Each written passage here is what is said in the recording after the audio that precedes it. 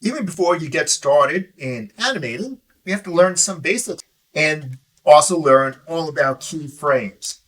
Let's start out with new scene. This way the artwork won't be in the way of just learning what's going on. The next step is to create a new composition. You do that by clicking this icon right here, or going under Composition, New Composition, or clicking this icon over here. They all lead to the same place. Give the composition a good name. I'm calling this Scene 1, first scene here. For presets, selecting HD TV 1080 by 29.97 frames per second. Scrubbing on down to duration. I have it at 30 seconds. I could change this number down to 10 seconds and click OK. Here's your canvas. To move around, hold down the Alt key and middle mouse button. That'll allow you to pan around. If you don't have a middle mouse button, press the H key and left mouse button drag around. And when I say Alt key, that's an Option key on the Mac. So the H key to pan around your canvas. To zoom in and zoom out, if you have a wheel on your wheelie mouse, you could zoom in and zoom out using that wheel. If not, right down here, you can change the magnification of this space. Usually, selecting Fit is a good choice. You can still have the freedom to scroll in and scroll out. Another option is to use the magnifying glass and just click to zoom in, hold down the Option or Alt key to reverse magnification, and left click to zoom out again. Let's go back to Fit. First thing we're going to learn how to create an asset. We'll be learning about importing assets in the next video. Right now, let's just create here. And when you're making motion graphics, you're either importing some Illustrator files for those motion graphics, or you can create shapes up here. Clicking on this icon and selecting a shape. I'm going to make a circle, so ellipse tool. Click and drag out. Hold down the Shift key to make it proportional. When you're done creating this shape, pick up the Move tool, which is the V key, or clicking this icon. That exits the creation mode. So what do we have out here? We have this circle without a fill pattern. I want to fill in this circle with a color. Click on the word Fill. And instead of None, this first icon, select Solid right there. Then click OK. If you want a different color, next to the word Fill, click that swatch to open up the color picker. You can pick whatever color you want. If you don't want a stroke around this, you would click the word Stroke and select None. Right now, Fill is selected. If you want to change the color of the stroke, click the swatch and pick another color. I'm going to leave it red. The Move tool is selected, remember, right up here. So you can move this object around by just dragging it around the viewport. If you don't see this bounding box around your object, the manipulator, the selector, if you go under View, Show Layer Controls. If that's turned off, you're not going to see a layer control. You can still move it, but you're not going to see all the fun controls such as rotation and things like that. To get that back on, go to View, select Show Layer Controls. When my mouse rolls over a corner, you can see that you can start rotating, but rotating a circle, well, still will be a circle, just rotate it a bit. Undo that. Now, even before you start animating, the next important step is to see where is the pivot point. The pivot point for the art is right here, the center. There's another pivot point, this object layer pivot point. In order to understand where that one is, let me zoom out a little bit. I'm going to click off and click back on again. And when I click back on again, here is the pivot point, something that wasn't exposed before. Before we were working on the shape itself, now we're working on this holistic object layer. This is called layer. I'm going to click off again, click back on. I want this pivot to be in the center. This way, rotation, moving, wherever, that will be the center of action. Go to the Anchor tool right up here. Click on it. Off to the right side, I have snapping selected. Click on this anchor point and just drag it to the center, and it'll snap into the center. That way, when you rotate your object, you move your object, all the action's happening within the center of that object. Now that I moved my anchor point to the center, I need to drop this tool so I don't move that anchor point by accident. So press the V key or anchor point tool again. And now, when I move, all the action will happen around this point. Let's talk about animating. Below, I'm going to fold this up for a moment. I'm going to press the P key for position, and that exposes the position. If I fold it up, right, by clicking that triangle, I could then click the triangle again, and I see positions here, but it's also under transforms. The long way to see the different transformations is to click this little triangle, then select your transformation here. But that's a little cluttery. So it's easier to press the P key to see just position. So P for position, S for scale, R for rotation and transparency, opacity, P key. Those are the shortcuts. If you need to see them all, again, just double click this arrow to expose it, and you can see things. To create animation, we need to create keys and then transition in between the keys, making some type of movement.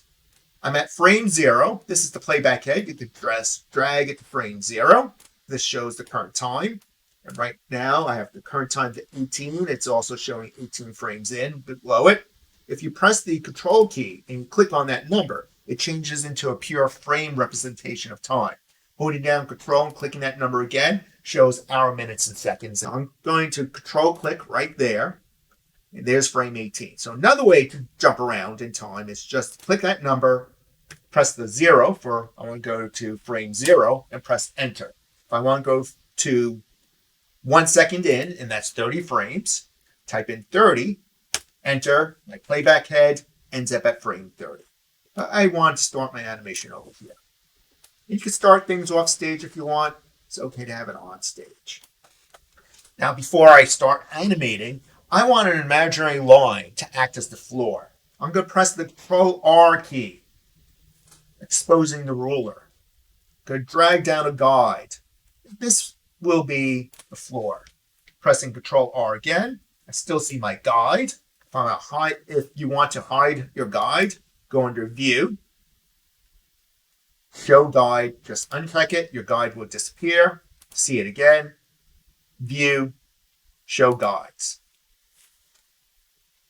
At frame 0, getting this animation, I'm going to create a key.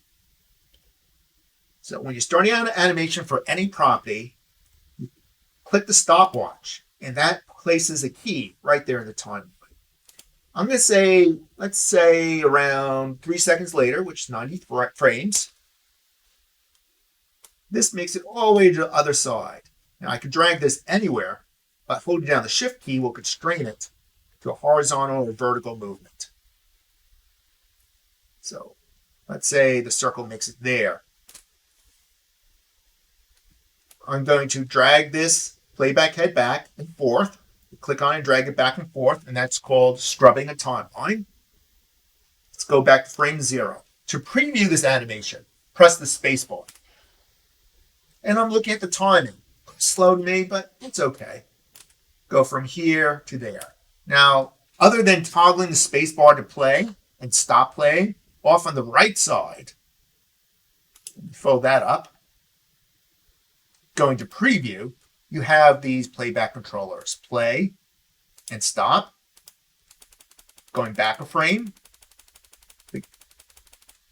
or play again. These arrows go to the beginning and end of your timeline. Last frame, first frame. So play. Usually, though, you're ignoring this. You're just pressing the space bar to preview. I want some motion to happen, some bouncy motion. Let's say every 15 frames. Clicking in here, typing 15, pressing enter. This will start bouncing. I'm going to drag this up.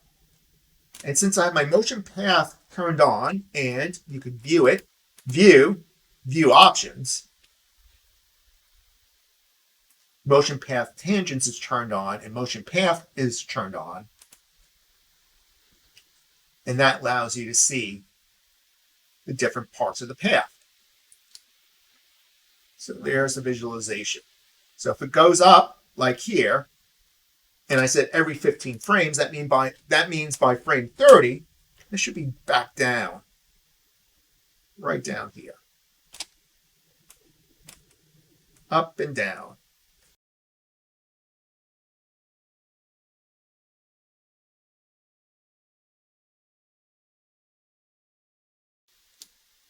Okay, what else can we adjust? If we're seeing the tangents, we can click on a tangent point. You could change the shape, the ease ins and ease outs of this curve. You could also click right out here to move that keyframe, bounce, and back again. So by seeing the motion path, you have a few options for adjusting the motion. And visually, you're looking for some type of pattern, easings, spacings, things like that. What if you didn't want your path to be so rounded? You want this to be a sharper moment. At any time, you can go to one of these keys. Let's say this key right here, or maybe this key. And to make sure you're at that key, you can press the J and K keys, jump to that key, right-click on it, go to keyframe interpolation. And it's linear interpolation, but the spatial, what happens in between. Make it linear. Currently, it's continuous Bezier, continuous smoothness. Linear will make a sharp point right there. Oh, okay, that looks interesting. Let me go to the next keyframe. Other than pressing the K and J keys, you could also click these arrows to go in between keys. So up here, right-click, keyframe interpolation, and for spatial interpolation, select linear again. Let's see how that makes a difference in animation. It's a little more kind of like we're on the sea. To make it even more sharper, clicking and dragging the marquee selection around all this. And then right-click on any of those keys, keyframe interpolation, setting them all to linear, clicking OK. Now they're all sharp.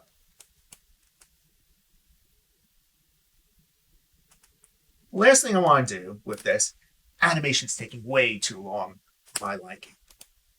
I'm going to select all these keyframes again, and to do that, just left click and drag marquee selection, then hold down the Alt or Option key and click on that last keyframe and left drag, clicking on the left mouse button and dragging to the left while the Alt or Option key is selected, and drag that all the way towards the beginning of time. That compresses all those keys. So now we have a faster animation, something I like a little better. Like this. Selecting this layer, pressing the Command D or Control D to duplicate. But you don't see it because they are happening right on top of one another, but I could offset these in time by just dragging this layer a bit over. Now we have two of these balls. If I press the Command D again, Control D, I can keep on offsetting and time things. So this could be a moment in our motion graphics. I can select all three of these layers, just push all three and drag them to the left side. And now we have three different objects that are just bouncing and gathering together. And so this is one of the core concepts in just flat motion graphics, playing with shapes, geometry, moving them around, and then repeating those patterns. And as the semester goes along, as you watch more videos and we have more discussions, we'll be using these techniques, layering it up to create interesting motion graphic moments. All three of these layers selected, hold down the Shift key to select all three out here, or Shift key, select them here. You can press the Control key to deselect one of the layers, or all of them. If you had all three, I'm going to draw a marquee selection up here like this, selected. Just click anywhere in the empty space here to deselect them. If I want to move my layers back over, just drag them like this. So there's a brief introduction to animation keys within After Effects, and of course, the shapes. We'll explore shapes more a little later because shapes are very interesting, very powerful container. A shape is just an object, component, and we can manipulate that component, as you'll see during the semester, to do animation within the shape itself, or as a placeholder, we can copy and paste information from Illustrator right into the shape also. Why would you do that? Well, then we eliminate the dependencies. Future lesson, just practice making this ball bounce over. And to delete a layer, select a layer, delete, select another one, delete, back to here. Now, what if I didn't like any of my keyframes? I'm dragging my layer back right here. So layers can be dragged on its own track. If I didn't like any of these keyframes, I want to start all over again, find the position property, key, and just click the stopwatch. And that removes all the keys. I'm going to undo that. What if I don't want to remove all the keys, just the ones in the middle I don't like? Marquee select all those keys by shift dragging a marquee around them and press the delete key. They're gone. And now we can start all over again. And this time I would start it off stage and I would end it. Let me press this little triangle to make sure I'm standing at that key all the way over here. This way, when I repeat the pattern, Control D, and I offset it a little bit, see that stuff comes on, comes off. Control D again. Right. There's our wheels commuting to work. Hope you had some fun watching this video. You can scrub back, follow along, and repeat the steps to create your own little shape animations.